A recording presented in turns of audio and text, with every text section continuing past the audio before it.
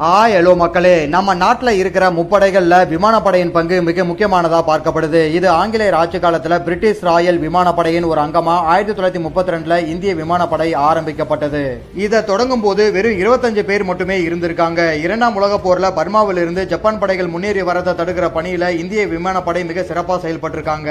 அதை கௌரவிக்கிற விதமா Royal Indian air force அப்படிங்கிற பட்டத்தை ஆங்கிலேய அரசு நமக்கு கொடுத்திருக்கு. 1950ல இருந்து இப்போ வரைக்கும் பாகிஸ்தான் கூட 4 போர்லையும் சைனா கூட ஒரு போர்லையும் இந்திய விமானப்படை ஈடுபட்டிருக்கு.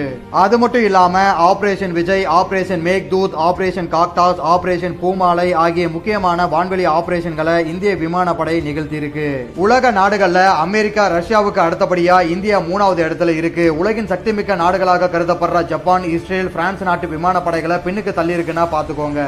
இது இப்ப உருவானது இல்லைங்க, காலகாலமா உருவாக்கப்பட்டது. நம்ம இந்திய விமானப்படையை உங்களுக்கு பிடிச்சிருந்தா வீடியோக்கு ஒரு லைக் போட்டு நம்ம சேனலை சப்ஸ்கிரைப் பண்ணிடுங்க.